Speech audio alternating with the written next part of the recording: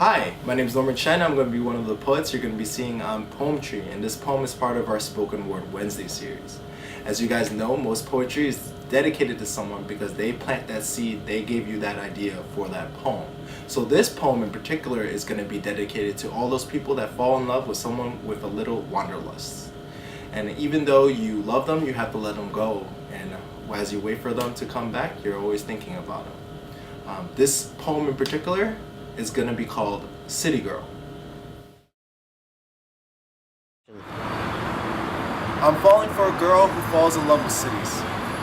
As others relax in the calming wilderness, she's at peace among the bustling traffic jams of downtowns, walking stride for stride with the skyscrapers by her side. She accessorizes like the streetlights that adorn each city. Every single bracelet, earring, and necklace shining like artificial stars passed down from generation to generation. Her smile shines brighter than the shimmering Shanghai skyline superimposed against the night sky. Her hips sway with the heartbeat of concrete streets. Her smile is the sly promise that lures men and women to urban epicenters of pain and hope.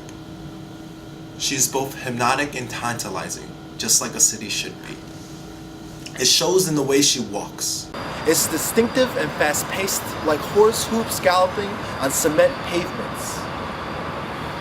A walk with a purpose, you best get out of her way. Her skirt is dripping with New York City swagger. She has places to see, food to eat, and hearts to break.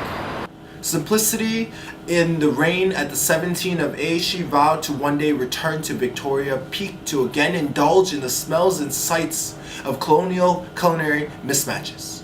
She may be diminutive in size, but she fits in perfectly with cities.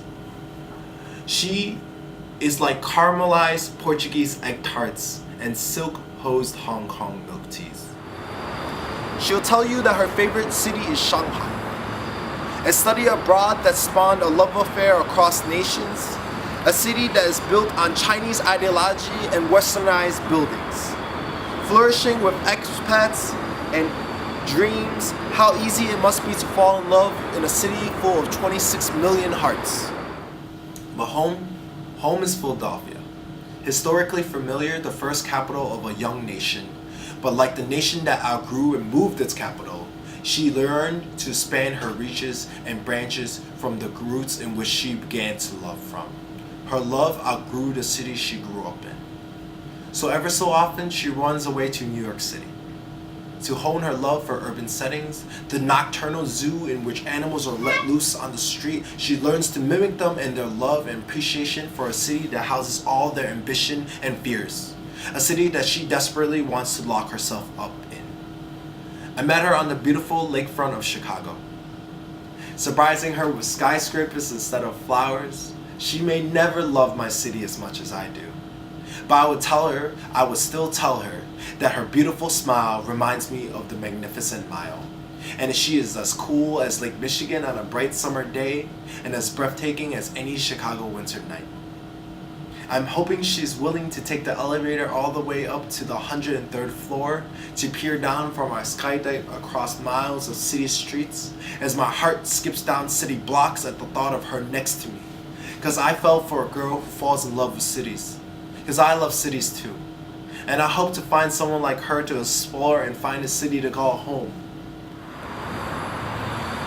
But then again, a city girl like her, with a big heart and even bigger ambitions, will always love concrete and steel more than flesh and bone.